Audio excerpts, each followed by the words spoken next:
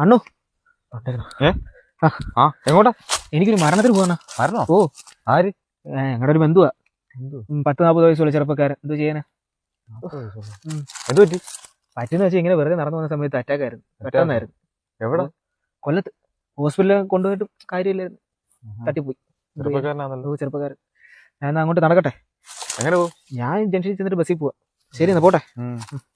ചേട്ടാ എന്നാലും 40 വയസ്സേ ഉള്ളല്ലോ. ചെറുപ്പക്കാരൻ നമ്മുടെയൊക്കെ പ്രായം പോലെ വരും.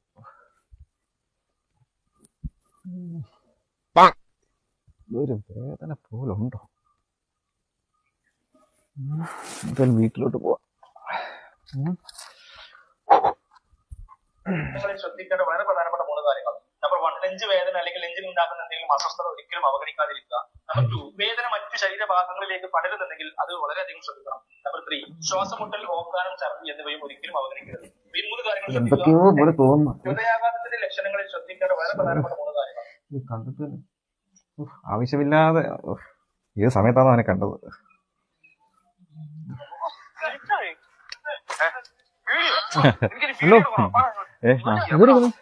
വീഡിയോ ഞാനിപ്പോ അടക്കം കഴിഞ്ഞിട്ട് കൂടെ വന്നുള്ളൂ. ശരിയാണല്ലോ, നീ അവിടെ പോയിട്ട് വന്നു. ഇങ്ങനെ അങ്ങ് വിഷമമാണ് ഇങ്ങനെ ഇരിക്കുമ്പോ. അത് കുഴപ്പമില്ലടാ, അത് കഴിഞ്ഞ്. ചെറുപ്പമില്ലേ, അണ്ണന്റെ ഒക്കെ പ്രായമുള്ളൂ.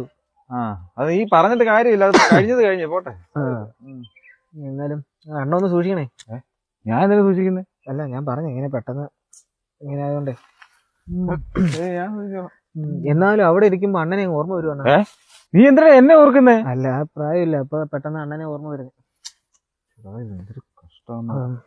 അണ്ണൻ പോവാന്നോ? ഇല്ലല്ല, ഞാൻ ഇവിടെ നിൽക്കണോ? അല്ല, ഞാനും ഉണ്ട്. എന്തിനാ? അല്ല പിന്നെ അണ്ണാ ഇങ്ങനെ നടക്കണ്ട കേട്ടോ. പിന്നെ അല്ല, വെറുതെ ഇങ്ങനെ നടക്കണ്ട.